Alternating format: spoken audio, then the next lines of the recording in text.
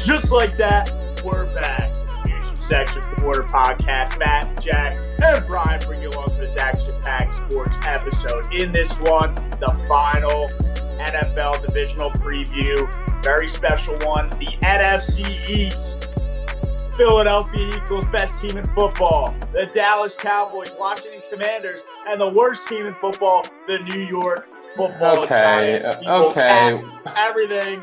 Brian's cut me off already. We'll get into that later. You don't have to take your shots now. We'll get into that later. But want to touch on a couple things really quick. Very special episode coming on Tuesday. We have our first ever in-person podcast down at Bethany Beach. We do a different fantasy draft there, not related to our Views League. We'll get into the Views draft recap here in just a second. But in-person pod coming Tuesday, very special. Jack's going to be zooming in.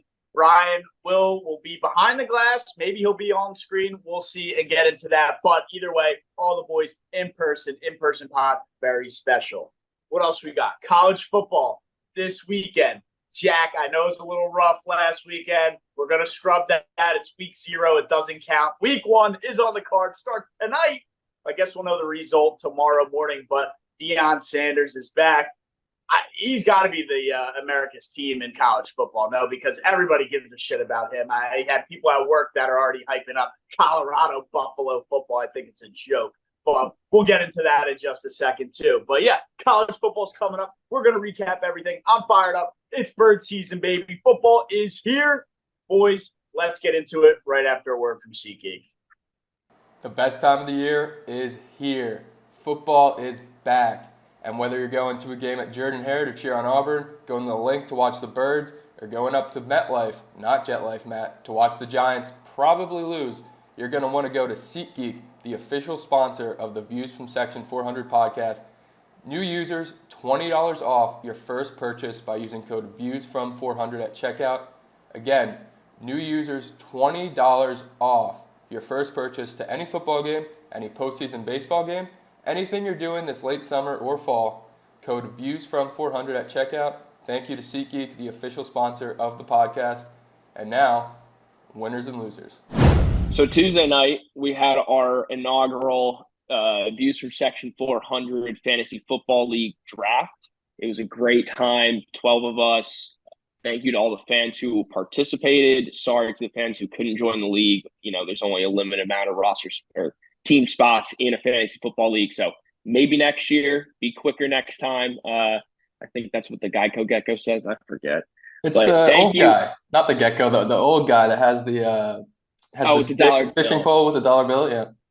Anyway, some other insurance company, excuse me. But thank you so much to Ben and Ralphie for joining the stream, for coming on with us, for talking through your picks, your mindset. That was a lot of fun to get you guys on there. And we look forward to talking with everybody else in the league as the season rolls on. But Brian, Matt, got to ask you, how do you think your team did? And is there one team that you're looking at that's not yours, that's actually, giving you a little bit of worry? Well, so for those that didn't watch this draft, it is live on our YouTube, so you can go back and watch that. But I went in with a very specific intention. After Breece Hall, which Jack mentioned Ralphie, he sniped Breece Hall right from under me. I decided to go with Matt's running back, Saquon Barkley, and Jack's running back, Travis Etienne, with my first 2 picks. So throughout this NFL season, I can just yell at them whenever they don't do well. But if they do well, I'll just be happy along with them. So it's a win-win for me. And also, we had some great news today. Brandon Ayuk has signed a deal with the San Francisco 49ers. So I will have a wide receiver 1 in week 1. You figured that deal was probably going to get done at some point, right? I mean, you knew a lot of people were fading him in fantasy drafts. Props to you for picking him up. I know we had a little bit, again, go back and watch the draft. Brian and I had a little bit of back and forth on Ayuk there, and I guess what was that, the 2nd or 3rd round. So Brian did end up picking him up, and I guess it worked out well as he signs a new deal. Yeah, I was getting a little worried about it. I think John Lynch came out and said they were pissed off and that he just was not any traction going on, but it looks like there was some traction. Didn't get paid as much as CD, but yeah, I mean, he doesn't do as much volume as CD. I mean, the reason I passed on him, I think you got him in the 4th round, if I'm not mistaken. just a few picks after me. And the only reason why I was a little hesitant on it was I had him last year on a team that won me a championship.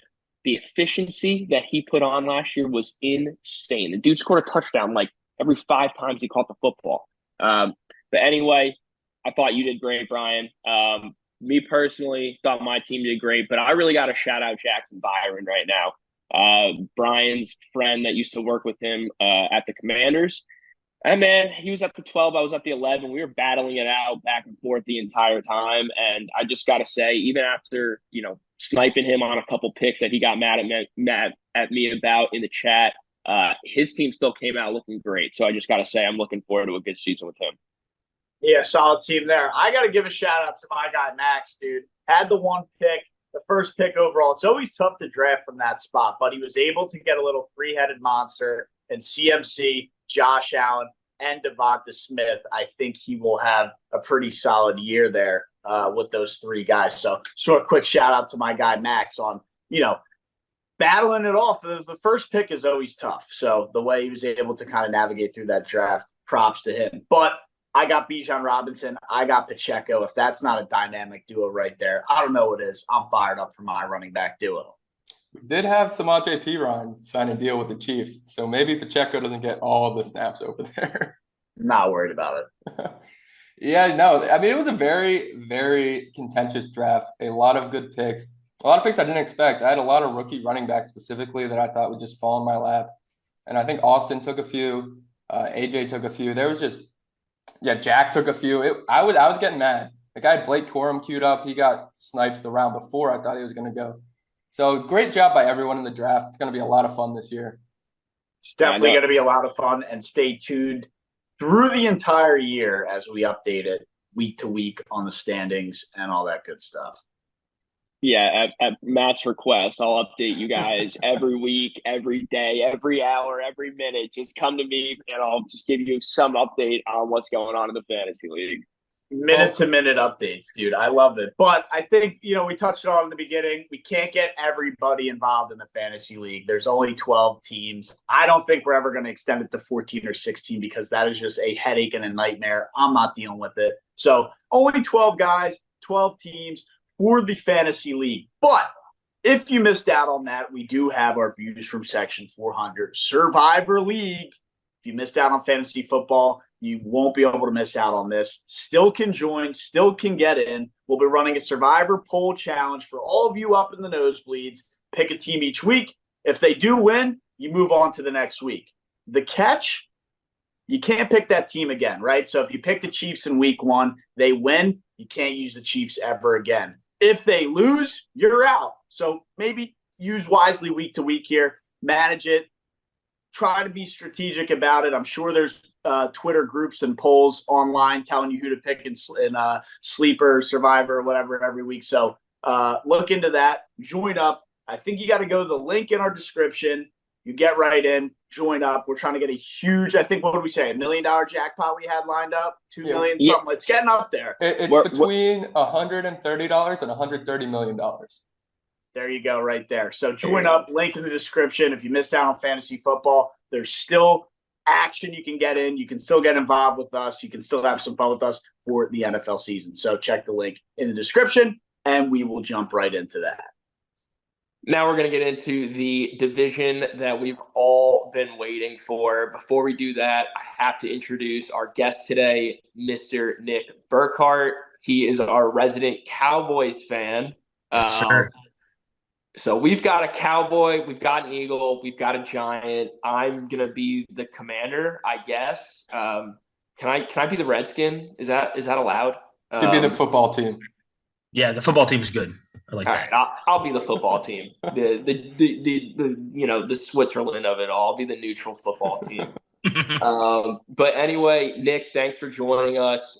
Nick is a big Cowboys fan from New Jersey, living in New York City. Loves the Yankees, loves the Rangers.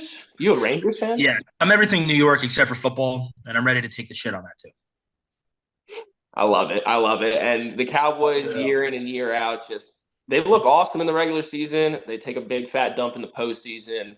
I guess the Eagles can sort of say the same thing, but here we go. Let's get into the division. Hey, man, at least we Right. got to the fucking Super Bowl. Fair enough. No one remembers the losers, though. Let's not forget that. We won in 2017. Unless you're the Falcons. That's a good point. That's a great point, Brian. That's probably the most memorable loser of all time. No? They're the loser of every week. All right, we're gonna get into it now. Commanders talk. They went 4-13 last year. Really no bright spots on their team last year. I mean, Sam Howell at one point was like leading the league in passing. It's because their defense gave up 40 points a game and he had to throw the ball 50 times a game. But the Commanders were bad. Got them number 2 overall pick, Jaden Daniels. He won the Heisman last year. He's supposed to be the new promising guy. They shipped out Antonio Gibson, brought in Austin Eckler. They still got Brian Robinson running back there. That'll be the 1-2. Dan Quinn is the new head coach in town. Cliff Kingsbury, if you guys remember him from the Cardinals, he's going to be the OC over here. And he brought Zach Ertz. They got a new rookie tight end. And they shipped Jahan Dotson out, so I'm pretty sure the only receiver they have on the roster is Terry McLaurin. Hey, offense, they got Christian McCaffrey's little brother. They drafted Luke McCaffrey, excuse me. Should be electric out of the slot this year. Real lunch pail guy, real hard worker, high IQ guy, man. Anyway, Brian loves those guys. He's good for the locker room. Good for the locker room. Real Yeah. cool guy. But let's get into some questions here. I know we're gonna get really deep into some of these, so I'm just gonna start it off. Terry McLaurin, his career high receptions is 87 in a season. Do we think he sets a new career high this year with Jaden Daniels? Yeah, he's catching 130 passes this season. His career high is 87. You think he's going 130? Well, I was going to say 100, and then I saw you take a sip of your drink, so I had to up it a little bit. But Jaden Daniels is going to be your NFL Rookie of the Year. Terry McLaurin's going to have a fantastic season. All right. I mean, I could see that happening. I mean, I think what else is that? I mean, he's a great quarterback, and Terry McLaurin's a great wide receiver. So, like, they're just going to throw the ball back and forth to each other, right? I mean, I like who else this. are going to throw the ball to on the wide receiver side? If we're going that They're going to route. be down. They're going to be down a lot of points each game every week. Good so point. that's Yeah, what's throw going the to ball. help that. And then not to already jump at you here, Nick, but we can't call him a great quarterback when we haven't seen him play a legitimate snap. No, Maybe I wouldn't even call great in college, sure. But I mean, you're fueling Brian's ego here with hyping up Jaden Daniels because we haven't seen the guy play. Terry McLaurin is good, but I mean, come on, we've had our sample size of Terry McLaurin. He hasn't had a good quarterback. He's a fine receiver. Like, let's not glorify this guy up to be an A.J. Brown, a Tyreek Hill, a glorified number one. I mean, he's just a fine who's better, Terry McLaurin or Christian Kirk? Terry McLaurin. That's not even a question. Terry McLaurin. I think it's close. Yeah. Why are you – okay, I can take the Jaden Daniels slander because he hasn't played a snap. Terry McLaurin has 1,000 yards every single season, and he hasn't worked with anybody. He's consistently – He's had a new quarterback every year that he's played, and most seasons, not just one. Yeah, I don't know. I just think I can't get there. Consistency is hard when you don't have a consistent offense. But to your point, I don't think he's necessarily in the top tier of wide receivers either. But definitely not. He's not bad. I mean, he showed some great, and he showed some weaknesses. But I don't know. I mean, I guess we got to see how Jaden Daniels does, I guess. All right, so I got Nick and Brian going over. Matt, you over under 87? I'll take I don't want to. Like, I want to be different, but he's probably going to go over because they're not going to be good. They're going to have to pass the ball, and he's the only guy there. And 87 isn't a big number for wide receiver one, so I'll take the over. All right, this next question is for Nick and Matt only. Brian, I don't want to fucking hear it out of you.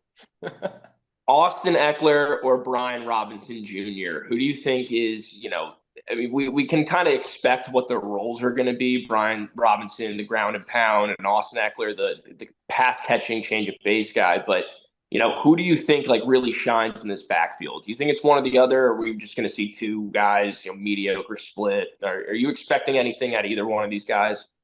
Well, I mean, so I'll start. I think you can think about him as two different running backs, right? I mean, Austin Eckler, you see in the slot more. You can see him extending the plays more on the outside. And Robinson also, I don't think he's that bad of a running back either. But I think you're going to see a nice split from them. I mean, at the end of the day, Austin Eckler had a great career on the Chargers. I don't think it's over yet. He needs to be in a good offense, and I think a good offense for them is hard to tell right now. So we'll see what that happens. But I like to see a good season out of Eckler, and I think if he comes out like the way he has in the past, he could try to steal the RB1 slot. But I don't think that'll happen. I think they'll stick with the double headed kind of deal for most of the season.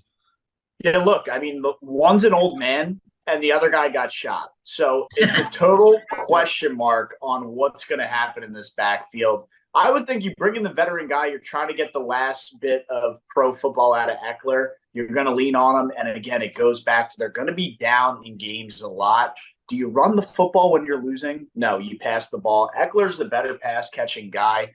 I would tend to think Eckler's going to be a better option for them out of the backfield. And oh, by the way, we're talking about Jaden Daniels. He's going to want to dump the ball down to the tight end. He's going to want to dump the ball out of the backfield to who? Austin Eckler, who is that more favorable pass catching back. So I think Eckler can carve out a nice role here and maybe build some chemistry with the young quarterback. But Brian, what's it? Brian Johnson, or I don't even know the guy's name. Robinson. I don't even know the guy. I know he got shot, and that's it. I got more faith in Eckler. I think he should have a nice year, carve out a nice role. All right, you know what, Brian? I told you I wasn't gonna let you answer, but since they both said Eckler, I'm gonna give you some time. Go for it. Well, Matt took the words right out of my mouth. Brian Robinson got shot. Austin Eckler is shot. He's washed. He's not good anymore. Brian Robinson is a good running back. Now he's not. I'm not going to sit here and defend him like I do Terry McLaurin. But Brian Robinson is a solid runner. We saw it at Alabama. We saw it last year. And he can catch the ball a little bit. I mean, Austin Eckler is going to be on the field as that safety valve, like Matt said. But Brian Robinson is a good runner. And he will be the lead back in this backfield. If that's 60-40, 70-30, it's going to be somewhere around there. Yeah, I knew what I was getting out of you, but I was curious to see what Matt and Nick had to say. I mean, I'm not going to lean either way on this. I think you guys both, all three of you guys provided like really good examples of, what this could look like. If Eckler has some juice in the tank, if he doesn't, that is to be seen. Moving on to the next one. This next one, we know Matt hates fourth options, but we've talked about the first three, right? They got the two running backs and the big wide receiver and Terry McLaurin. Who's going to be the fourth option here? Is it going to be the rookie tight end, Ben Sinnott? I don't know how to pronounce it yet. Haven't heard the commentators say it. Or is it going to be Zach Ertz? Is it going to be, like Brian said, Luke McCaffrey? Who do you guys expect to be the fourth option here? I think it's the Sinnott guy. I mean, you don't draft a tight end in the second round and not use him. And Zach Ertz, the only guy ahead of him who, oh, by the way, is 35 years old, injury prone. I mean, what does he have left in the tank?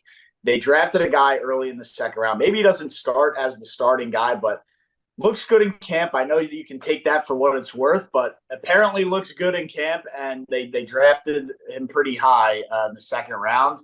I would imagine he sees the field. So if I have to give you a fourth option, which probably won't matter anyway, because the fourth is the fourth for a reason, I'll go with Sinnott guy. I think he could have a nice year.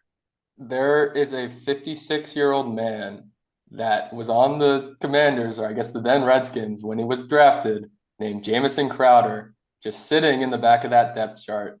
He is going to be a very good slot receiver for this team and a safety valve for Jaden Daniels.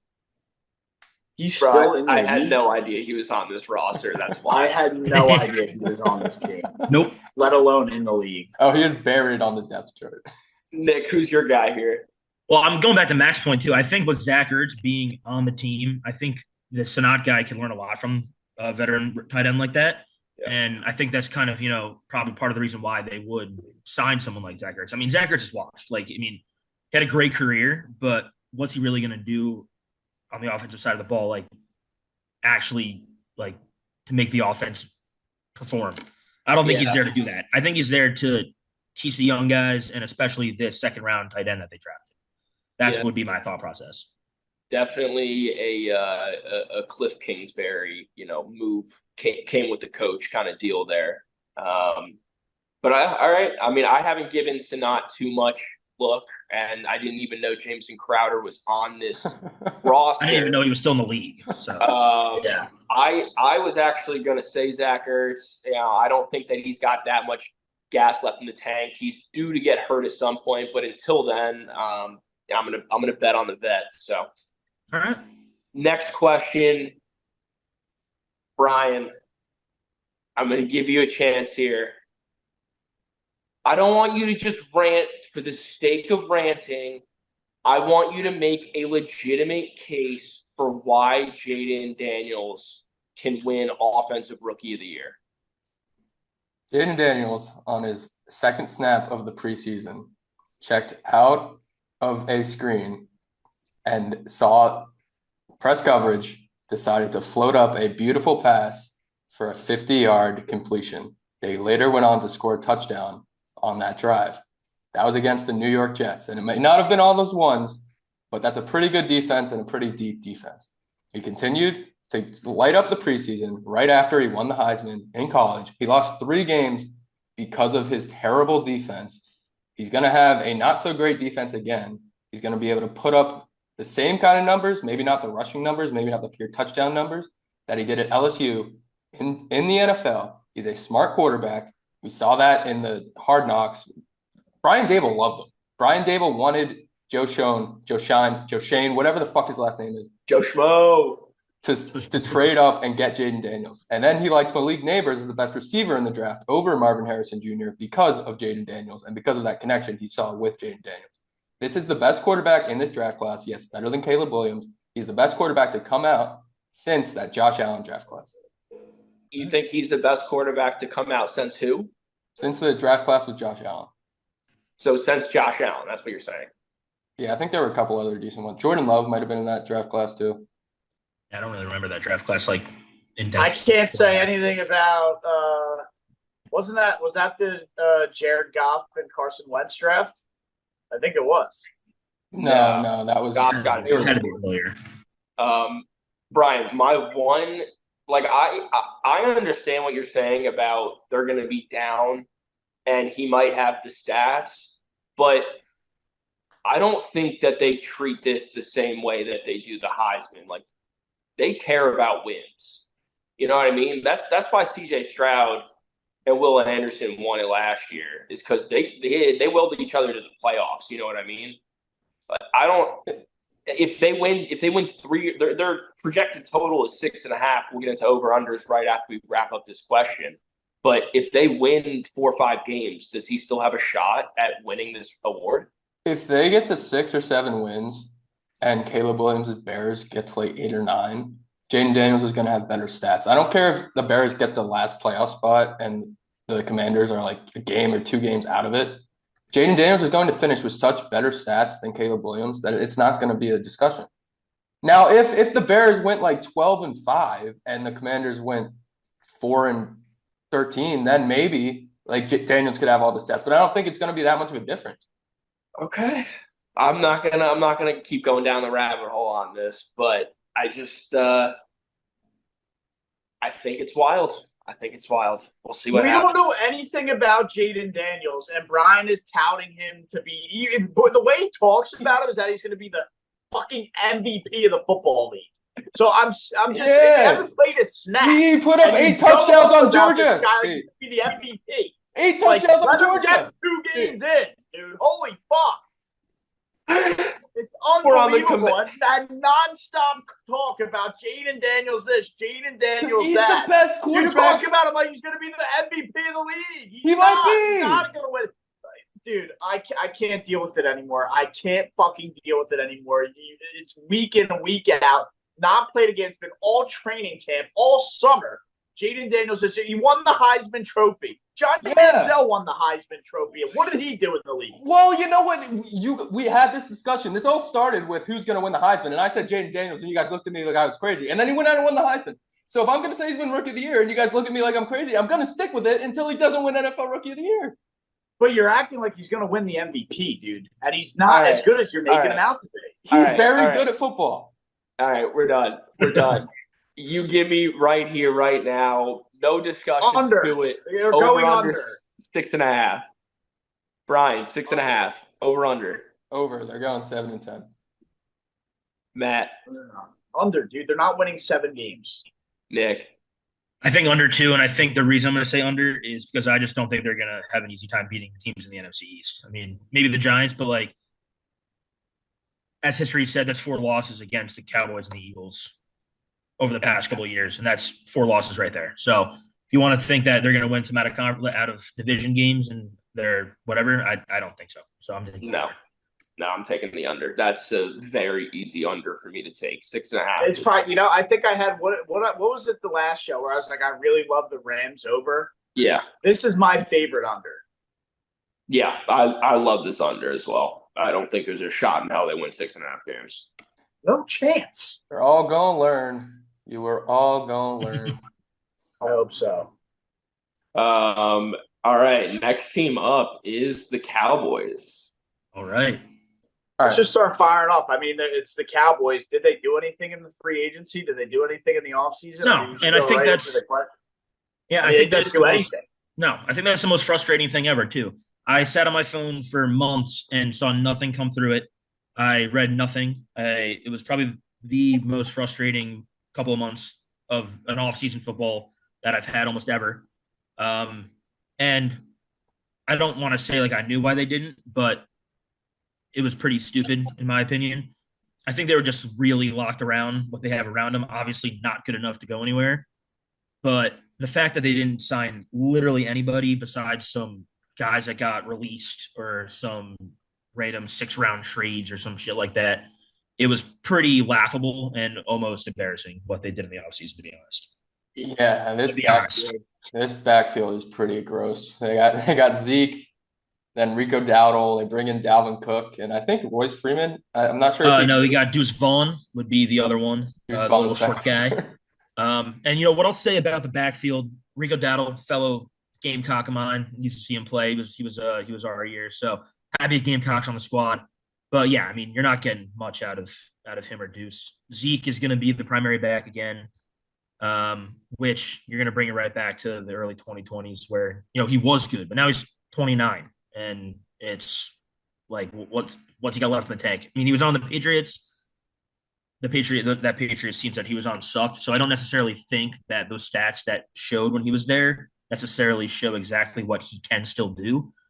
Do I think he's going to win the rushing title and have 15 touchdowns again? Absolutely not. But the way the offense works already is very pass driven. So he's a great blocker. So if he's going to keep setting up those blocks, and that'd be great. But establishing the run is going to be hard. If they can't establish the run, they're not going to get very far with just a pass. So the running back game with the Cowboys is very dicey, and it's something I'm not looking forward to. Yeah, he's a very old 29 too. Like he looks like he's 35. I mean, it's brutal. What's his touch count at this point? I mean, other than Derrick Henry, like you look at the running backs that are still active, and you're like, who has more touches than Zeke and Derrick Henry? Yeah, is there somebody like glaring I'm forgetting about? Or I mean, those two guys have been around for the past decade, being the 300 touch guys every year. Dude, like we don't think about it because he's been such a beast, but like, doesn't McCaffrey have the same touches as Zeke? I mean, they seem about the same age. He spent a lot of time injured, though. Yeah, it's not too far off. That's true. But still, I mean, in terms of just like being around, I mean, McCaffrey doesn't look like Zeke looks. Yeah. No, absolutely not. Not even close. Yeah, so it's a big question that we'll see if it gets answered, hopefully relatively quickly, but I doubt that will happen, and we're gonna have to rely on Dak again. So I just pulled it up, and I feel like this is kind of fun to listen to. So Ezekiel Elliott, 2,400 career touches. Derrick Henry, almost 2,200 career touches. Those guys are the top two. And then it goes Joe Mixon, Alvin Kamara, Christian McCaffrey. Yeah, and that checks out. Oh, damn. Yeah. Completely forgot about Kamara. Yeah, Kamara. Yeah, he's been there for a minute, too. 20 for Kamara.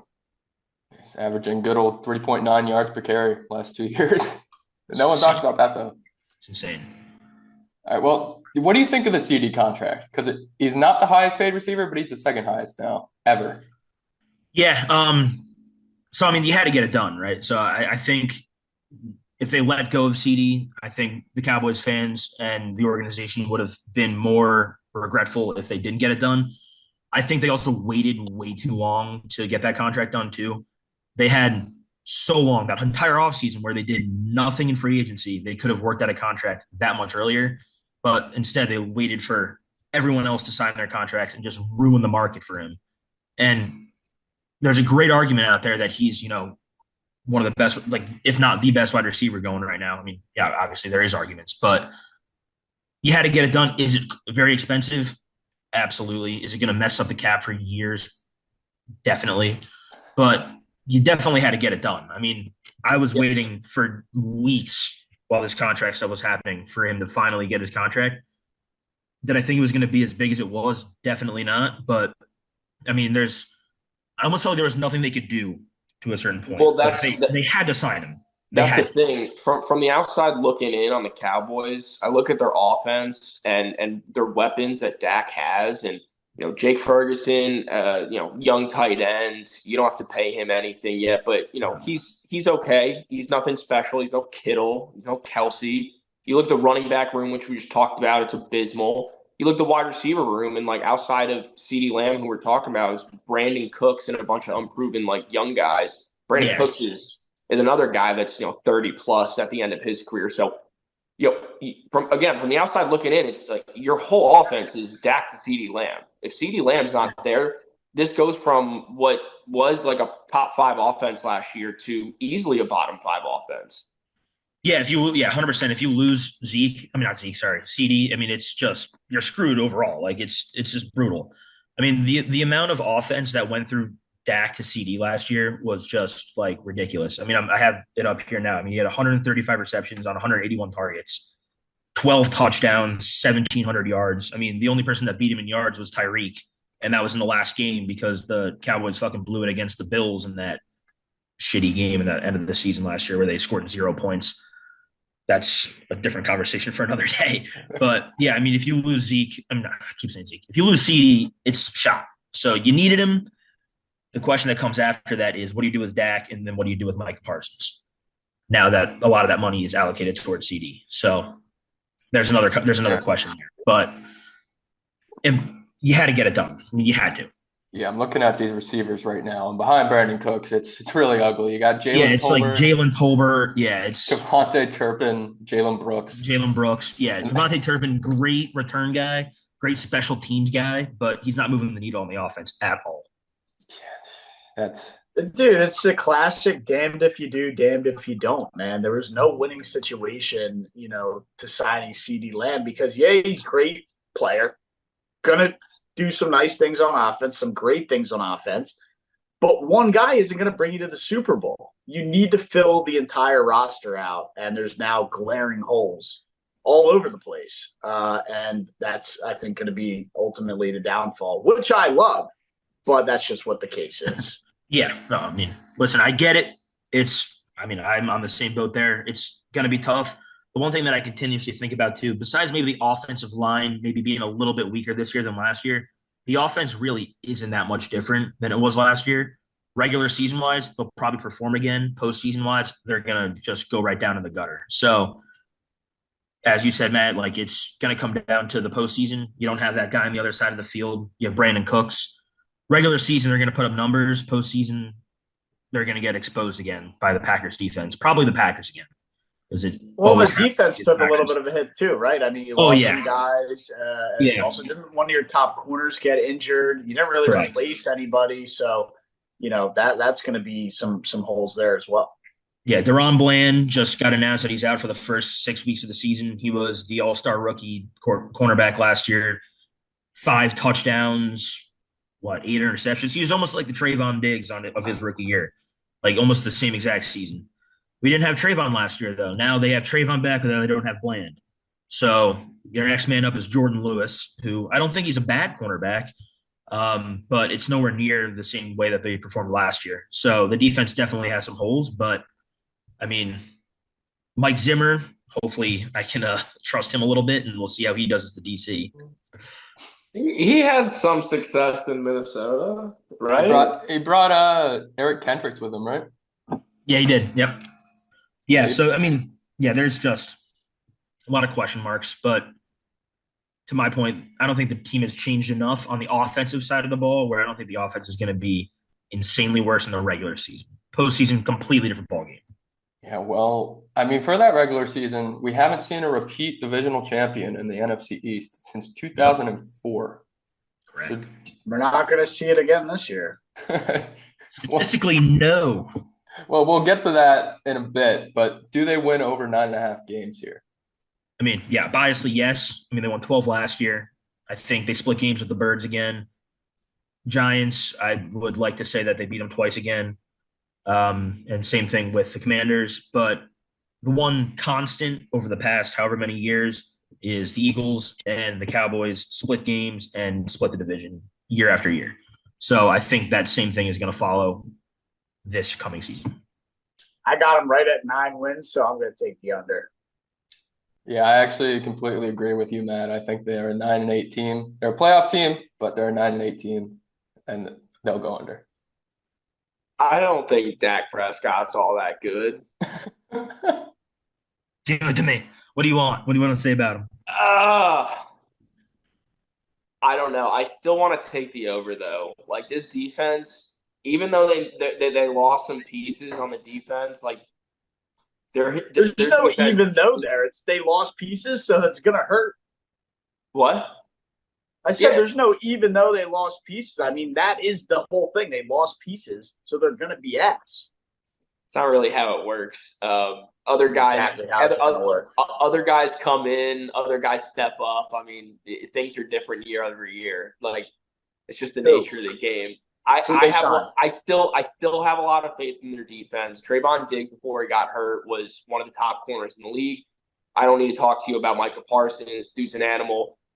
I think they're going to be A-okay. I think they go over. I think they can get double-digit wins. No. Jack, you're the Mr. Lost a Step guy, dude. Did Diggs not lose a step? I mean, we'll see. Didn't he get hurt before last? He was hurt all of last season. But before the season even started, right? Big leg injury. Wasn't it in like the preseason or like? Yeah, it was Yeah. like it was Matter. like Injury's an practice. injury. It was in practice. But that's what I'm saying. Like, it's about timetables. I mean, you can come back at a certain point. Yeah, he's seen no game action yet, and maybe that impacts him for the first few weeks. But shit, he was really fucking good. Lost a step, and he lost a step for life. He's not that old, is he? No, I mean, No, he's not. He's like his third year in the league, and a lot of people say that an ACL repair come back better than you did before. So don't necessarily say you've lost a step until you've seen it. Well, yeah, I mean, I feel like that's a different situation. But yes, I mean, there are outliers, but there are some guys that did come back after ACL injuries and came back faster and better. Not saying that's going to be the case, but we haven't seen him play yet, so hard to make an assumption until he comes back on the field. Yeah, Trayvon Diggs doesn't strike me as a guy that would take himself out of a playoff game for a fake concussion. No, I mean, me too. I mean, absolutely not. Maybe biased there, but absolutely no shot he would do that. They needed to lose that game so that Jalen Hurts could rise to greatness. Here we go. David Clowney's a dirty player as well, so there's a lot to unfold there. But we'll save that for another South Carolina guy, right? Yeah, another South Carolina guy. We got a lot. South Carolina guys too. Israel Makaku on the Cowboys safety. What team's Clowney on now? Chasing a title now with Browns? Yeah. Is he still on the Browns? I don't even know. He might be a Titan. Yeah, I don't even know if he's on the Browns anymore. I don't think he's been on the same team for more than like 3 years, right? He's ring chasing. He's pulling the KD. Please, Carolina. Yeah, he's ring chasing and keeps choosing the wrong teams. Well, that's not the right team. Is he Carolina Panthers? What team's going to give him some? Yeah, he is not ring chasing with the Carolina Panthers. I guess he's the Brian Burns replacement. And speaking of Brian Burns, it's time to talk about the New York Football Giants. Ooh. All right, so you guys can boo me all you want, but the New York Giants had themselves a decent offseason. I know they lost Saquon Barkley, and that's the big headline. That's the reason I can't watch NFL Week 1.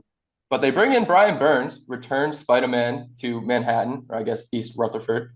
They worked on the O-line, brought in Jermaine Illuminor, brought in John Runyon.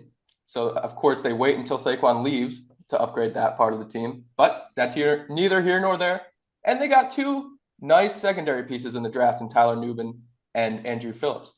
So I am not completely going to ignore my team this year. I think something can happen. Unfortunately, they may be good enough to just not get a great pick in this draft. Now, I don't know if I want Shedeur Sanders coming to New York because all that comes with him may just cause him more of a firestorm that's not needed for this team right now. But you guys know my thoughts on Malik Neighbors. I have a few questions for you. We'll get right into them. I'm going to save you guys too big of a rant. So we all know Daniel Jones. We all know I like him a little bit more than you guys do, but I still don't like him that much. Tommy Cutlets came in and had an insanity run last year. It started in week 8.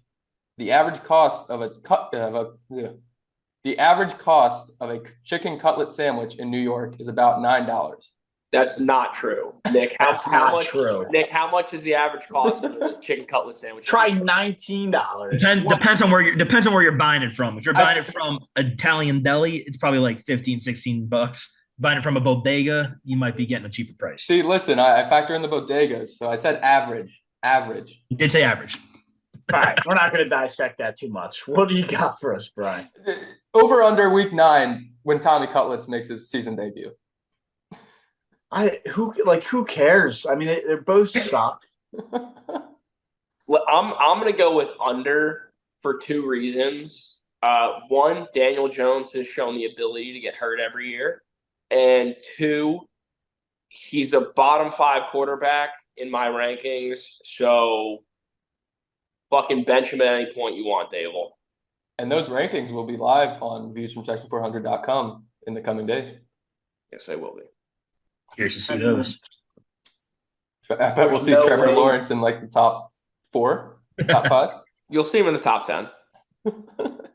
Definitely above Dak. Not top 10. Not top 5, but top 10. That's a whole nother 20-minute debate we could have.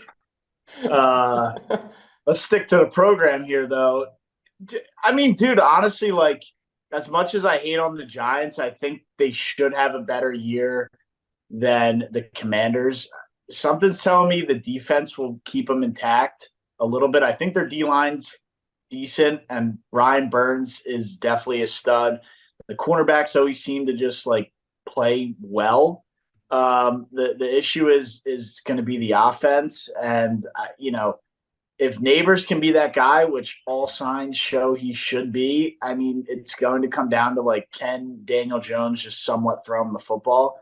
Like, I think they'll be okay. So, look, I see Daniel Jones being the quarterback the entire year. It's just like you kind of said, Brian, they're not going to be good enough to be that great team, but they might be good enough to snub themselves out of a top 5 or even like a top 7 pick. Yeah, and I guess – or wait, now before I move on to the next question, Nick, over under 9 weeks before we see Tommy DeVito. Ooh, over under 9 weeks. I got to say under 9 weeks. I think it's going to be similar to last year. I think Daniel Jones is just a liability in some certain situations, and the hurt factor is definitely valid. If he gets hurt, which could easily happen very quickly, very much under that 9, but – I mean, we've seen it. We saw it a couple years ago where he put together some good games. So, I can see the other side, but I think I got to still stick with the under 9. Some good games. He made the playoffs, Nick, and he won a playoff game. Oh, I remember where I was actually here at my parents' house when I was watching that game. I remember all of it. And that was a good season. And didn't Dabble win Coach of the Year that year too? He did. But as Jack and Matt like to remind me, most of that run is accredited to the guy that's playing running back in Philadelphia right now. But we'll talk about the Eagles in a bit. We can still be on my Giants for now. So Matt mentioned the defense. They brought in Tyler Nubin, a safety, in the 2nd round. Andrew Phillips, a fellow SEC player, played for Kentucky, 3rd round pick. And then you have Deontay Banks, who was a member of Maryland, not when they shit pumped the fuck out of our Auburn Tigers, Jack, but the year before. So they got some studs in that secondary. Last season, they gave up 245 pass yards per game. Do they give up under that this year, or are they going to be worse? 245. Dude, no, I would have to think with I would think that their offense can sustain a couple more drives this year, and their defense could be a little bit better. Especially you're going to add somebody like Brian Burns who can come in and make that quarterback have to get rid of the ball a lot quicker. I'll go under. Brian, I'll give you something here. Let's go under. Thank you. That's a big number, dude. I didn't realize they were that bad last year. It's 27th in the league. Yeah, that is a big number. You gotta think they'll be a little better, right? I mean, 245, really? And the Packers saw that and gave Xavier McKinney a max deal. Yeah, I'll take the under. That's just too big of a number, man. Yeah, that's outrageous. I'll take it. All right, I agree. That's a big number. I mean, you see guys struggle to hit that number just in games in general. So yeah, I'll stick with that under. Yeah, love to hear it. It's looking a little bit optimistic so far in these questions. I love it. All right, so Brian Burns, we talked about him. He's also known as Spider-Man. He comes to New York after averaging 20.5, not averaging, but the last 2 seasons he had 20.5 sacks. Can he web up more than 10 opposing quarterbacks this season? Dude, you got to stop with these wording of questions. Yeah, Matt really can't compute it. In layman's terms, will he have 10 sacks this year? I'm fucking with you, Matt. Brian, that's what you're asking, though. Will he have 10 sacks this year? Yeah, you got it. Yeah, I know what he's asking, but they call him the Spider-Man. He's saying web up. Dude, shut up. I'm a writer, man. I'm going to make puns. Web up. I didn't even catch that. Dude, if you work with Brian and you're watching shows long enough, you pick up on Brian's little nuances. He loves doing this weird shit, like saying that a chicken cutlet's gonna cost $9. Like, bro, come on now. That's what I'm saying, man. Go to your bodega at 2 a.m. I bet you they sell you one for like $5. Yeah, those chicken cutlets are pretty ass though. You got to go to the Italian joint on the corner. They're not open past midnight though. That's a hangover Sunday morning, noon. Get the vodka sauce and some fresh mozz on there. That's what you're looking for. The broccoli, Rob. I'm gonna need some of this. Will he have 10 sacks? Yes, he's a dog. And who's the D lineman? Dexter Lawrence. Their D line's good. They have Brian Burns now, Dexter Lawrence, and Kayvon Thibodeau on the other side. Oh yeah. That's what I'm saying. D line isn't bad at all. Damn, that stacks up with the Jags. Almost as good. Oh God. We already talked about that. We don't need to go down the Trayvon Walker. You already had your time.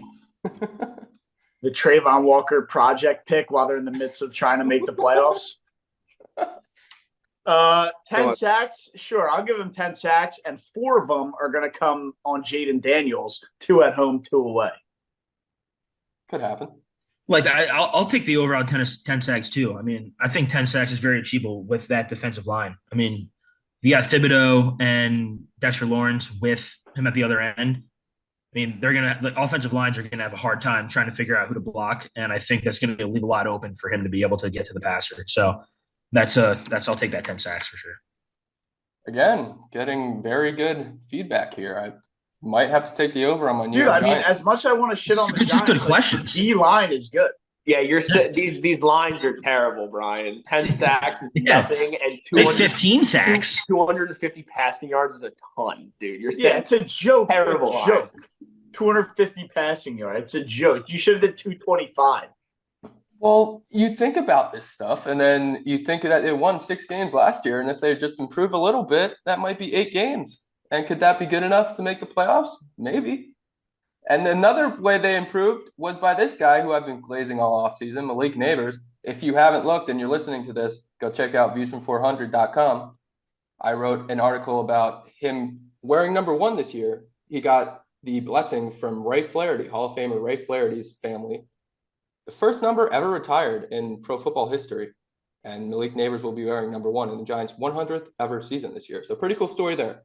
But just give me a realistic stat line on what Malik Neighbors finishes with this season.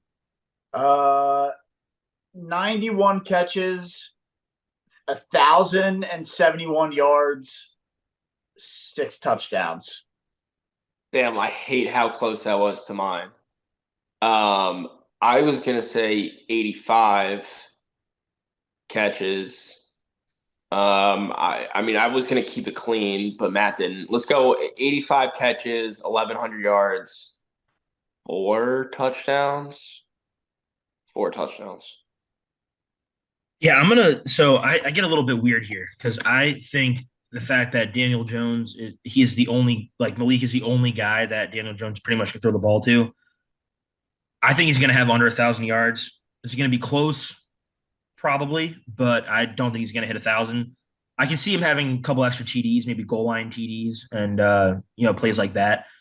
But I don't think he hits 1,000. So I would say just under like maybe like 950, and a pair at like 5 touchdowns, 6 touchdowns, something like that. I think he gets a couple goal line ones, but I don't think I in my head I just don't think that with Daniel Jones as the passer, he's and the only guy that he's going to be able to get the ball to that often. Because you need to be able to spread the field, and that's just something that keeps coming to my head. So I think it's just going to be under. Well, I will say there's a guy named Theo Johnson that may surprise you this season down there. Hey, I'd love to see it happen, but we haven't seen week 1 yet, so I'm going to stick with the under 900, under 1,000. All right. Well, I really thought I was going to dread this question, but it seems like you guys may be having a different answer than I thought you would. Does this team go over 6.5 wins? No fucking shot, dude. Look, you asked us some crazy questions, but to answer the one that really matters, no, this is going to be a very bad football team. Their defense, can keep them in games, but their offense, if they win games, it's going to be a lot like the prize season they had 2 years ago, where what did they start like 5-0 or something like that, or 5-1, and they won all of those games by like a point or two on some last second BS miracle. That's exactly what it'll be like again if they win football games. It's going to be so easy to stop their offense. Like Malik Neighbors, as much hype and credit as we want to give him, he's a rookie and he's also one receiver. I mean, how many times have we seen a team just completely? I mean, Belichick was notorious for it, but how many times have we seen a team just completely neutralize one receiver and make you beat them a different way? And again, who else have we talked about on this offense? You want to talk about Devin Singletary, Theo Johnson, Daniel Bellinger? Like, stop it. There's nobody on this. There's nobody on this offense except for Malik Neighbors. He's a receiver. You can stop him. You want to throw the kitchen sink and double him as a rookie. It's not because he's that good. It's because you literally can do that because there's nobody else to stop him. And honestly, the more I talk about that, I'm changing my stat line. He's going 80 catches. I'm dropping it from 85 to 80. I'm dropping it from 1,100 to 1,000 flat, and I'll keep the 4 touchdowns. But this offense is just going to have a really hard time again. Yeah, I'll keep it short and simple. I think they got a better shot than last year to maybe go over 6.5, but I feel a lot more comfortable being under here, so I'm taking the under. Yeah, I think 6.5. I think division play again, as I brought up before. I don't think they're beating the Eagles or the Cowboys. Commanders, what could happen there, but outside of that, I mean, I just have a hard time. I mean, maybe 6. They could get that 7, but if I had to be comfortable, I got to take that under 6.5. All right. Boom, Well, sweep it. I guess I'll be alone on the over here. They went 6-11 last year. I think this team's better. I think Daniel Jones is fully healthy, and his fully healthy is better than him limping around. He may still not be good, but it's better than him being hurt. And Wan'Dale Robinson is a good wide receiver. If he stays healthy, he's a solid number 2 there. So I think the Giants go 8-9. They don't make the playoffs, and they once again have a middle of the first round pick that they probably have to trade off for to get someone better. Which is killer. That's so annoying as a fan when you have that kind of a season and then you get a pick in the middle of the pack where it doesn't do much for you. It's probably the most annoying thing that happens in football. Giants are specialty doing that. All right, can we get into the team that everybody wants to talk about, the team that everybody cares about, arguably the best team in football, and your oh my God, pending, not going to say reigning because it didn't happen yet, but your pending Super Bowl champion, Philadelphia Eagles. What haven't they done in the offseason? They got Saquon Barkley. They're re-signing guys all over the place. They said, C.J. Gardner-Johnson, huge part of that Super Bowl run. Let's bring him back on board. Jalen Hurts looks prime, squatting 900 million pounds in the weight room. Howie Roseman is doing Howie Roseman-esque shit, just picking guys up all over the place. Cooper DeJean, white cornerback who looks like a stud. Quinyon Mitchell, mid-major stud. Probably going to be the next Sauce Gardner, if not better. I mean, they are just adding guys all over the place. Didn't even get into, Bryce Huff, Devin White. I mean, they added guys all over the place. They did the opposite of what the Cowboys did. The Cowboys stayed quiet. Howie Roseman puffed his chest and said, here's what I'm doing. This is what I got. And look, they know it's their time to win. They have contracts locked up all over the place. We talk about CeeDee Lamb getting locked up for all this money and you can't do anything else after it. Howie Roseman seems to just have money all over the place because it's like seems day after day they are just locking guys up into contracts and finding money all over the place because I swear they have a big contract all over the field. But yeah, what haven't the Eagles done this year? And we haven't played a game yet. You know what, Matt? Look, they had one of the best rosters in football last year. They're going to have one of the best rosters in football this year. I mean, shit, you tell me what the fuck happened last year that they just completely melted down. I mean, with one of the best rosters in football, a complete meltdown, couldn't win football games, got blown out by the Bucs in the playoffs. Like, what's they lost a lot. Look, they lost the locker room. Part of that was on Sirianni. And Brian Johnson as the offensive coordinator was the issue the entire year. They were flip-flopping coordinators the entire year. The entire year. They couldn't get it set. They couldn't get it down. I mean, it's just what it was. They had no coordinators the entire year, dude. Yeah, so you have faith in Kellen Moore to keep the locker room together. I got more faith than Brian Johnson. I should have thrown Coach. I mean, Kellen Moore was the Chargers offensive coordinator, and they were at least lighting it up. And the Cowboys, too. Those were dynamic offenses. So, do I love it? I mean, I like it a lot better than Brian Johnson. And, again, take it for what it's worth. They can say whatever the hell they want in training camp. Regular season matters. It seems like he's had a nice reception from the team. So, good there. And, look, dude, Big Vic Fangio is the D coordinator. That guy's a defensive specialist. Way better than Sean Desai or whatever clowns they tried to run out there last year. I love Vic Fangio as a D coordinator. Oh, by the way, I think it's from the Scranton area, grew up around Philly, from the area, knows the town, knows what this fan base is about. Yes, I absolutely love the coordinator overhaul, and it's going to be a world night and day difference. You're not going to see a collapse that you saw last year. I can almost guarantee that. You got to keep Big Dom on the sideline. Can't let him get kicked off the field again. That was the difference. Their head coach can't coach a team. Their head coach relies on a guy named Big Dom to keep him as his freaking emotional support animal. Fuck Big Dom. Is that what it is, though? Is that really what it is? Who do the Giants have? As soon as he left, they fell apart. Yeah, because of the coordinators. It's because of Big Dom. Because of Nick Sirianni's emotional support. Okay, great. At least we have a spirit animal. I'd rather have Brian Dable than Nick Sirianni. That's outrageous. There's arguments there, but I don't disagree with that. I wish I came out with as much energy as you did, Matt, with the Cowboys. I should have came out and been like the best roster in football, best all this, best all that, because I had to come in hot, but I didn't come in that hot. I don't disagree with you saying that the offseason moves were fantastic. I don't understand how they seem like they have more money than anyone in football when it's not like the MLB and there's actually a cap and everything. It doesn't make any sense to me. It's strange, but I do still think if Sirianni is the guy that can – did he regain the locker room? Like, what's going on there? Like, last season looked like everyone thought he was – like, I mean, not everyone thought he was, but, like, it was a brutal couple of weeks where those guys were on the field and it looked like they had no spark, nothing at all. And it was kind of tough to watch, even as an avid hater of the Eagles. Yeah, I mean, look, if you saw our pod with former Chiefs wide receiver Chris Mano, he was down in Carolina when Nick Sirianni was the quality control guy. And he said Sirianni was a smart dude, could tell from the get-go that this guy was going to be around for a while. Even though he was just the first job in the NFL, you could tell the guy was with the shit. So I tend to believe that, and there's something there because, look, that was when he was borderline the video guy like Eric Spoelstra in his first year.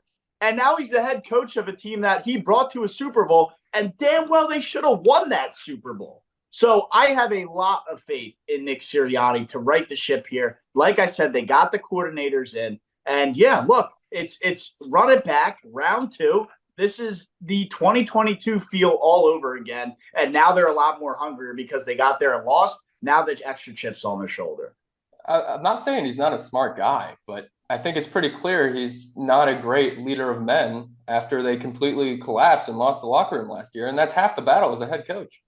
And I think that's on the coordinators as well. So I think with Vic Fangio, head coaching experience, Kellen Moore, electric offense experience, and Nick Sirianni, who now, he's just got his ass kicked last year and ran through Philadelphia media, which is some of the worst in the country, if not the worst.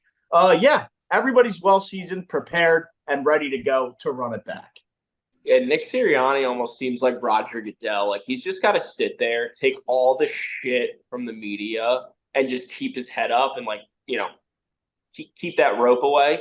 And he's just going to keep his job. That's kind of they're trusting their coordinators. I mean, we know Howie's got a huge hand in everything that goes on there. I think Nick is honestly just the guy that's supposed to take the beating. Yeah, they're going to be fine. I mean, they're going to be completely fine. I'm not worried. I think you guys are reading into this way more. You guys are like the Philadelphia media here. I do have a question. We're trying to get it riled up. So I do have a question for you, just off of those coaches. Kellen Moore's style of offense is kind of different than like the way that the Eagles have run offenses now, especially with Saquon Barkley. Kellen Moore is very pass friendly, pass first. Do you think he's going to fit in that way? Do you think he's going to change his offense? Because I think it's going to be that West Coast RPO style offense, which now you have Saquon Barkley and Jalen Hurts running that offense. I think it's going to fit in perfectly. Saquon and Jalen Hurts as an RPO, it's two guys who squat combined like 5,000 pounds. I mean, it's going to be scary for, by the way, Eagles have an unbelievable offensive line. And then you can swing the ball out to some of those weapons. So I see what you're saying. Saquon's more of a put him as a single back, Hurts under center, but I think the RPO can flourish tremendously with Hurts and Saquon kind of at the helm there. Any more questions? I feel like I'm Sirianni at the podium booth now. Yeah. So, Kellen Moore, he really likes to get a lot of his receivers involved. He likes to spread the ball around. What happens in week 5 when Devonta Smith is out targeting A.J. Brown, and A.J. Brown starts throwing a bitch fit and requests a trade? How do you handle that then, Nick? Well, we saw that last year, and they put it to rest. They put it to dust. There wasn't anything to it, right? The media again blew it up. This guy's outpacing his, and A.J. Brown did have a fit on the sideline, but it wasn't because it was a TO fit. It was I'm competitive. I want to win. The team wasn't winning, and he wants his targets. I mean, I really, again, think you guys are reading a little bit too much into it. They have good chemistry. They're boys. You see it in practice. They're boys with each other. I think you guys are just trying to make something of what it actually really isn't. Yeah, we probably are. You want to get into the questions, Matt? I do, unless the guy in the red hat has something. I'm here all night, dude. I ain't got work tomorrow. It just amazes me how not only you, but a lot of Eagles fans are so confident in Kellen Moore. But continuously, the Cowboys had the best kicker in fantasy football. It's not even about being so confident. It's seeing what he's done. I mean, the Chargers had an electric offense. The Cowboys, as much as I hate to say it, their offense was good. So it's not that good, though. The issue was they get in the red zone and then they don't put it in the end zone. That's a huge problem with Kellen Moore's offense. There's also a different team here. Yeah, Kellen Moore did get released. A good guy to have. Yeah, Kellen Moore wasn't the answer for the Cowboys after exactly what that Brian just said. Like, I mean, Kellen Moore was kind of never got the job done in LA. I don't think it was his fault. I think it was more of the defense fault than anything else on that team wasn't being successful. But Kellen Moore's got a lot of tricks that sometimes work, sometimes don't. You have to have a lot of weapons around you for it to be successful, which you guys do. So I'm not saying that that's the reason why, but they have the weapons, and you guys are like he's a cupcake coordinator. That's what he is. Okay. Well, he also now is taking reins of a team that has won 25 games over the last 2 years. So, you know, it's complete. It's night and day difference in what the teams are. And Kellen Moore, Brian Johnson, this is a massive upgrade. Maybe not like compared to the rest of the league, but what Brian Johnson leading them to 10 wins. I can't fucking wait to see what Kellen Moore brings us, because if that's what I got with Brian Johnson, absolutely I have Super Bowl aspirations. That's fair. As you Good. should with your Let's get into the questions. The offense is loaded. We just talked about it. I just sat here and got grilled about it, and there's the one thing you can't take away. The offense is loaded. Saquon, A.J. Brown, Devonta Smith, Dallas Goedert.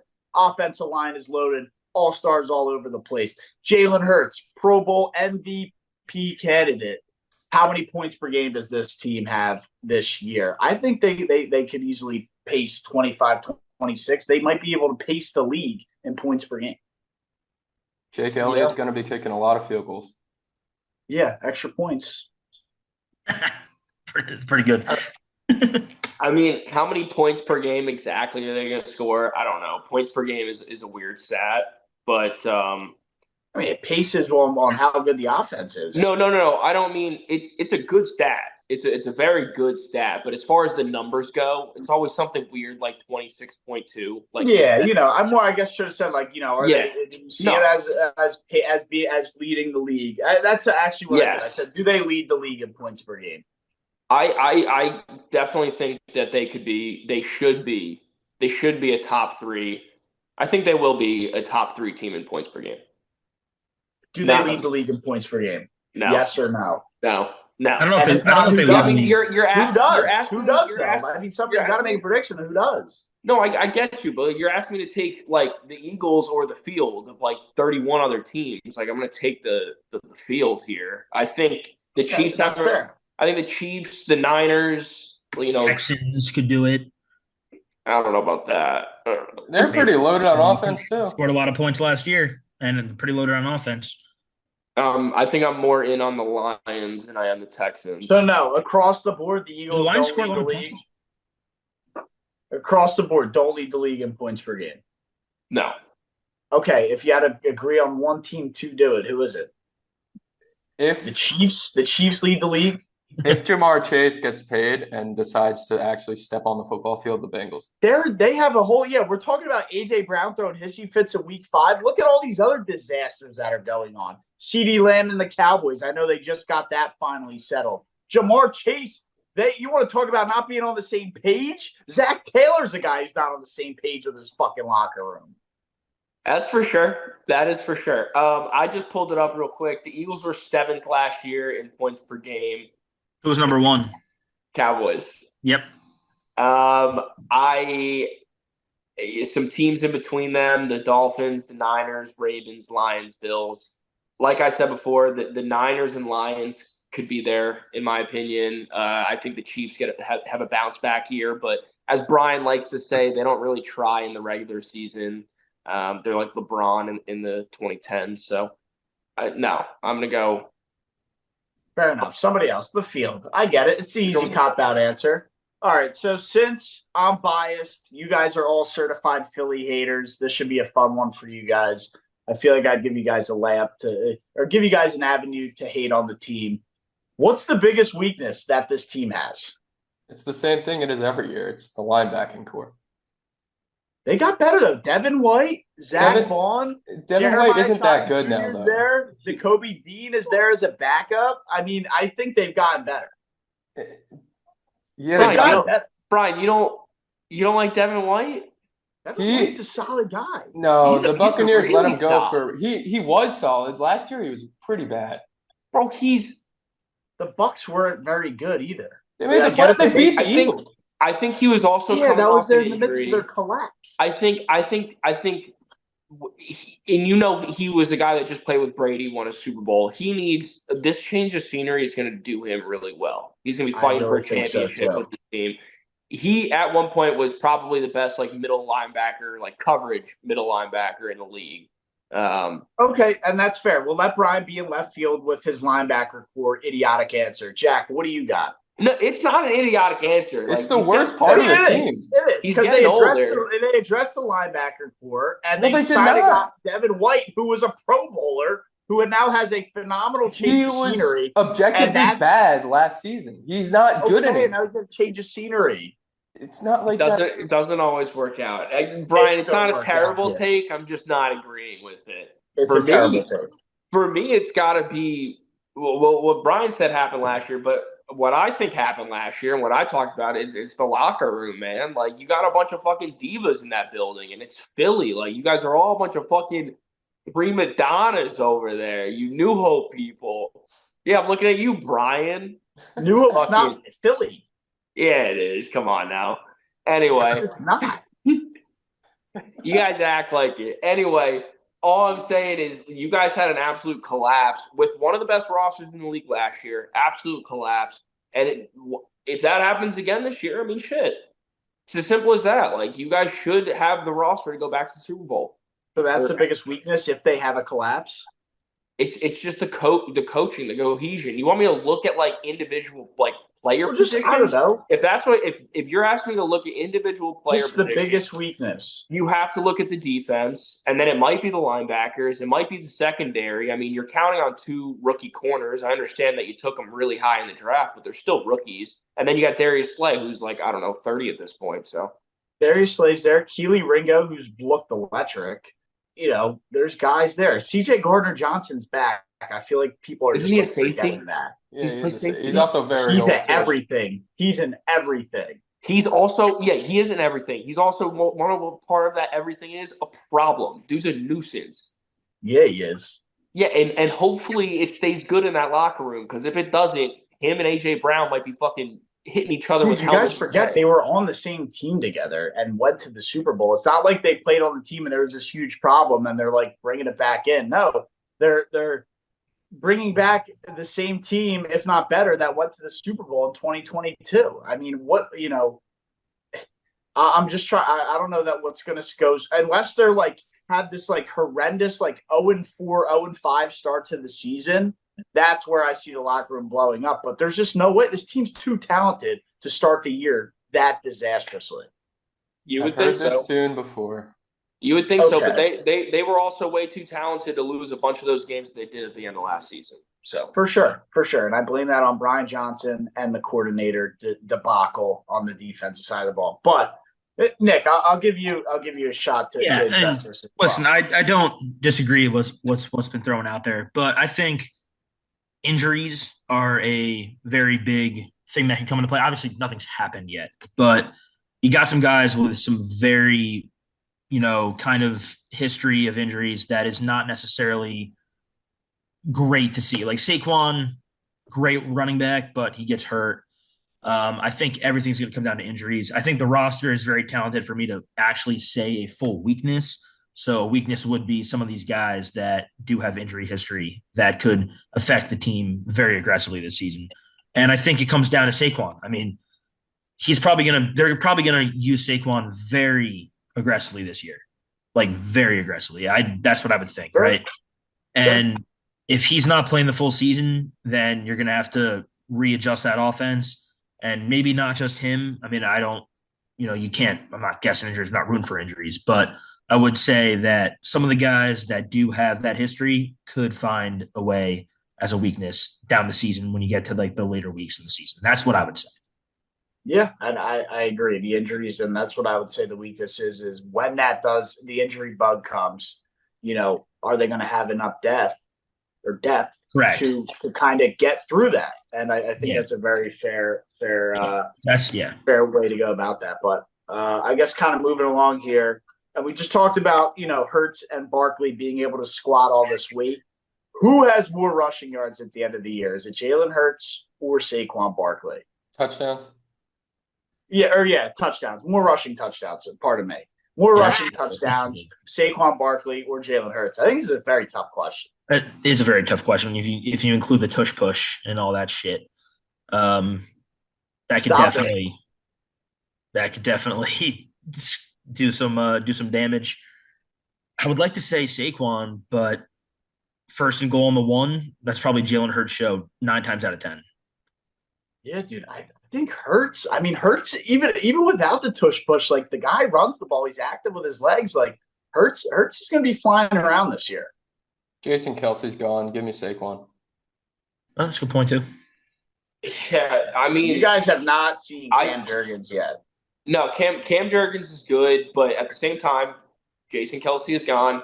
You got a new OC in there. I would hope that you use Saquon Barkley to run at the goal line and not your franchise quarterback. But we are talking about Jalen Hurts, who has 38 rushing touchdowns over the past 3 seasons, which is an absurd number for a quarterback. But I would just think that Kellen Moore's smart enough to go to Saquon Barkley, so I'm going with Saquon. I mean, we also got to think about it this way too. They haven't exactly had great running backs to be able to, break that last tackle to get into the end zone. Right. Saquon Barkley's not going to go down at the 1. Exactly. We're talking about guys like DeAndre Swift, Darren Sproles, even who else? Miles Sanders, Kenny Gainwell, Boston Scott. That's who I was thinking of. Corey Clement. Darren Sproles. Darren Sproles been gone. I was talking about Boston Scott. But yeah, exactly. Little guys, shifty guys. We've never had a power back like this since who? Jay Ajayi? LeGarrette Blount? LeGarrette Blount. Yeah, they were probably there at the same time. Yeah. Oh my God. Yeah. They were there at the same time? Maybe they might have overlapped. Jay Ajayi might have gotten cut, and then they brought in Blount. So Blount started the year, and I guess Corey Clement was kind of like the backup, like undrafted free agent guy or undrafted rookie guy. And then they actually traded a 4th-round pick mid-year to the Dolphins, which then brought Jay Ajayi in. So Ajayi joined mid-year and then kind of formed that 3-headed random trio of Ajayi, LeGarrette Blount, and Corey Clement that, that running back room won a Super Bowl. Makes you think if you should really be paying running backs. Yeah. We'll see. We will see. Quick bonus question. Don't need to spend a lot of time on it, but who leads the team in touchdowns, excluding Jalen Hurts, obviously, because he's going to be a touchdown. But like A.J. Brown, Devonta Smith, Saquon Barkley. I mean, it's probably between Barkley and A.J. Brown, but I don't know. Maybe Dallas Goedert is just this unbelievable tight end this year. I love this guy in fantasy. Give me skinny legs, Devonta Smith. Very well could, man. I mean, if people forget, you're like, oh, all this drama, A.J. Brown. He's got like Devonta Smith just got paid too. I think he's going to have a huge year. Yeah, I think it's a good question. I mean, I think if you're looking at just straight touchdowns, I think I would go A.J. Brown. But if you're looking at play-make, long yardage touchdowns, I'm probably taking skinny legs too. But my take would be A.J. Brown. For sure. Yeah. It could be Saquon too. I mean, dude, you don't know. You don't know. You're right. I mean, yeah, no, you don't. You don't. I'm in the camp that Saquon has lost a step, though. You know me, age cliff guy. So I'm going with A.J. Brown here, even though it's a very competitive wide receiver room, and target share in general is going to be rough, and I just don't think that Saquon has the same step that he once did. A.J. Brown's a diva. He's going to ask for all those touchdowns. Give me AJB. It's crazy with the diva shit, but I know, right? When you just wish you would stop it with all that jazz. Sure. For the sake of time, sure. 11-5 last year. Obviously, a diabolical fucking collapse because they were 10-1. Finished the season. What is that? 1-4 or 1 whatever. Over unders 10.5, dude. I mean, how is this not an 11-win team? I got him at like 12 wins, so obviously I'm on the over, but I guess people will want to hear what the non-biased, non-Eagle fans have to say. This line is disrespectful. As much as I hate the Eagles, they're going to win 11 games. I agree. They have to win 11, right?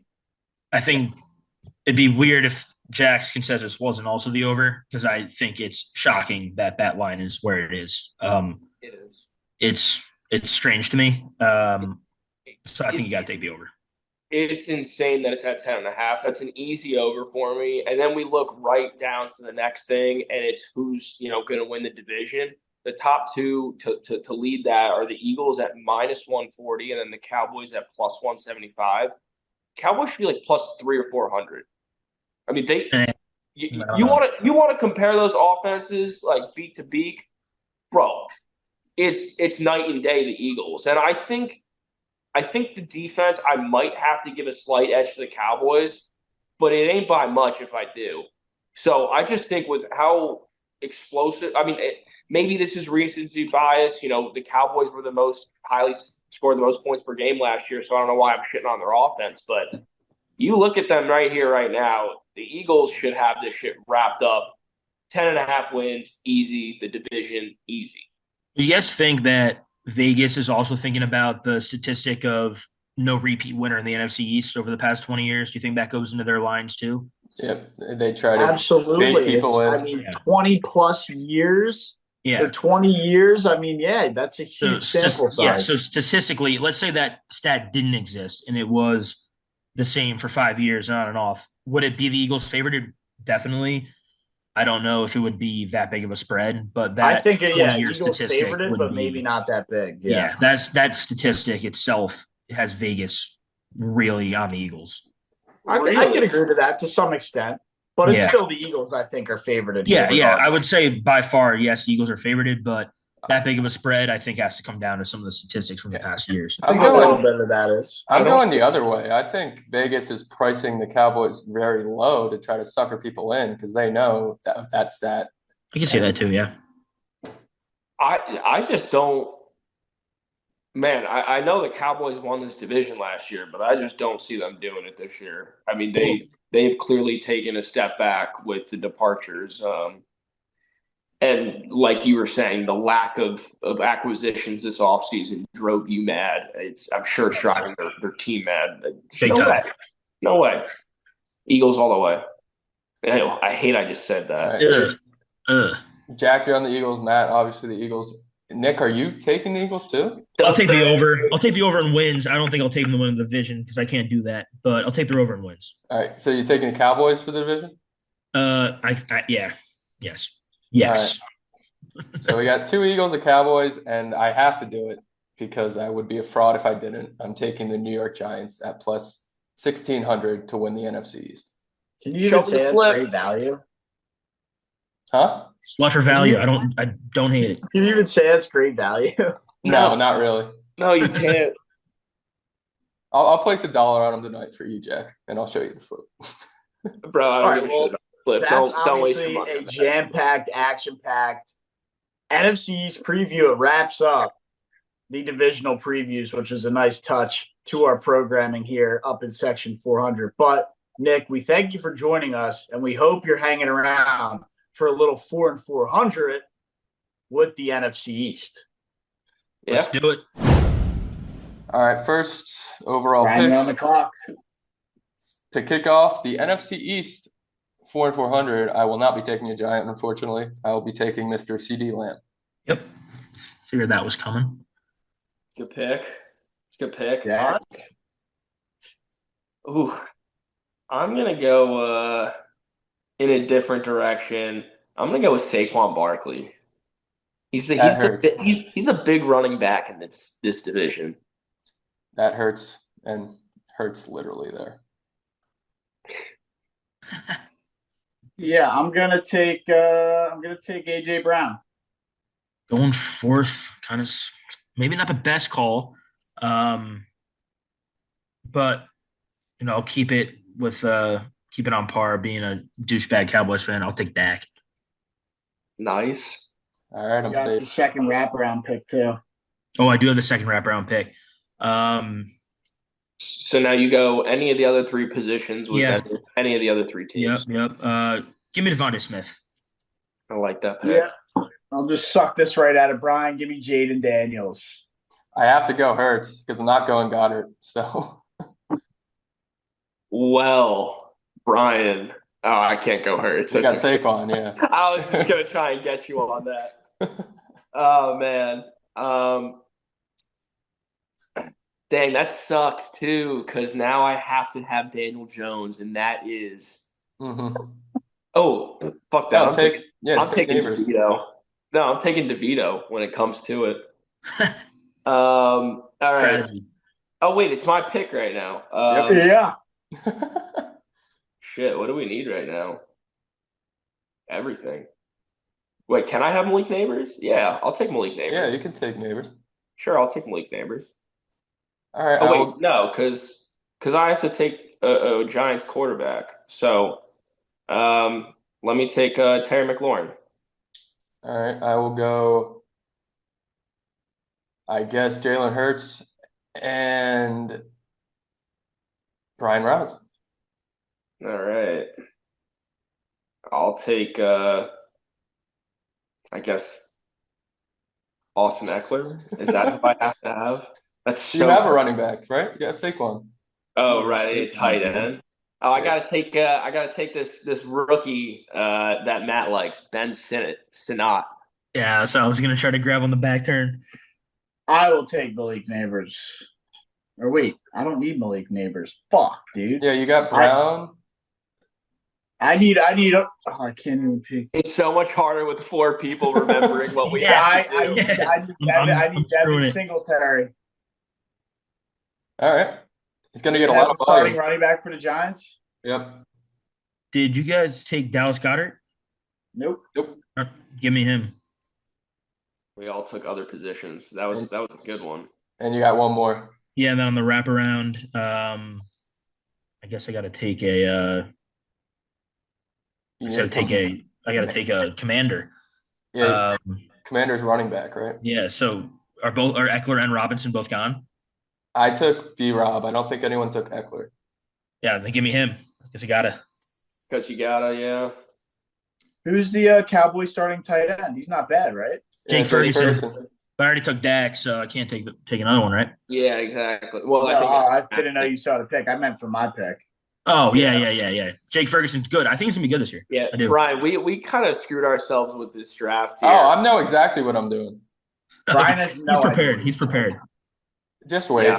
Yeah, I'm sure you are, Brian. Are we getting a Theo Johnson last pick? All roads point back to Theo Johnson. Yeah, and I could take Daniel Jones or Tommy DeVito to drill in the point of how bad Daniel Jones is. I am taking Tommy DeVito. And when you make the graphic, Brian, you give me his agent, and I want him in his best suit. You don't want Drew Lock?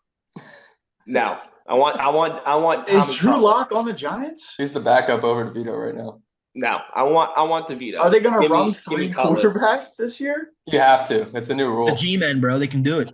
Oh, really? I didn't know they have to. Yeah, you have to. Even if it wasn't a rule, the G-men would still do it. because of Yeah, the they whole were. Broncos fiasco with COVID. Oh, I thought it was because of the Brock Purdy thing. Could be that too. But yeah, there were just a bunch of nonsense games where they're like, yeah, you have to have 3 quarterbacks. Yeah, that Niners-Eagles NFC Championship when the Niners literally just couldn't field a quarterback was probably the hardest thing to watch. Like, Oh, that's dude, their it's fault. brutal. It is and it isn't. I mean, like, how many – you're only able to roster so many guys. Like, you can't roster more than, 2 to 3 quarterbacks, and they all fucking got hurt. Like, it They happens. protect your quarterback if you're going to run with one guy. That is Two guys. fair. Yeah. That is fair. It's not like they're running him like a Lamar Jackson, Cam Newton. Right, But at like- the same time, I know what you're saying.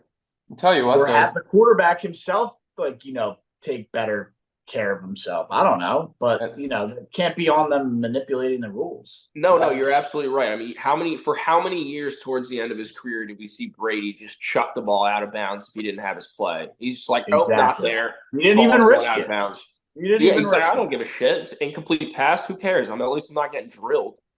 it. Right. I mean, that rule alone is going to keep Taysom Hill in the league until he's like 37. But yeah, I will go with Theo Johnson to round out the 4-400 of the NFC East. The 4-400 of the NFC East, and not only does that conclude our 4-400, concludes our show and concludes the divisional previews, which means the NFL season is here. Won't be the next show. Next show is college football, which college football's here. I think Deion Sanders and America's team, the Colorado Buffaloes, are on live right They now. are. Shador Sanders is 5 of 5 for 140 yards and 2 touchdowns. Boom, baby. Who are they playing? What division North 3 Dakota State. North Dakota State. Aren't they Division I AA? They are. North Dakota State also That's winning. goats. North Yes. Dakota State's 17-14 right now. No way. Yeah. It was a 3-point spread. Closed at a 10-point spread. Yeah, 10. Minus Oh, 10. 10. Wow. Minus Yeah. 10. Wow. 85% of the money was On on Colorado, yeah. Everybody's really riding I Dion. really hope Colorado loses. I put a little wager on the over there, so hopefully we're still early in the second quarter. Wait, can I? So Shadur Sanders is 5 of 5 for 100+ yards, and they're losing. The defense Yes. is pretty bad. So this is like the same team as last year, where they had no defense. No defense. They're going to be Deion- horrible. I mean, everybody gets this hype train about Deion Sanders. It's the same thing. They're going to win 5 games. I fucking hate that team so much. I can't wait for them to lose. They're Deion going to blackballed win maybe 5 games. Yeah, Deion blackballed a reporter from the Denver Post from the press conferences because he kept asking about the secondary and refused to answer questions. Yeah. That's brutal. I agree. But, yeah, obviously, we're saving the college football for this weekend. We got a lot of fun stuff planned. We'll be in person, boots on the ground. Check out our in-person pod. A lot of street interviews coming. I'm fucking with everybody on the streets of the beach this week, so I can't wait for that. We're going to be in person. We're doing a lot of fun stuff. Nick, thanks for joining us. Jack and Brian, always along for the ride. I'm Matt, and I'm out. Everybody stay safe this weekend. Happy not Memorial Day, Labor Day. I'll catch you on the next one. Peace. See you guys in Bethany. It's going to be a great podcast. Cheers. Cheers, Nikki. Thanks for coming on, bro. Let's Thanks for fucking having me, go, boys. baby.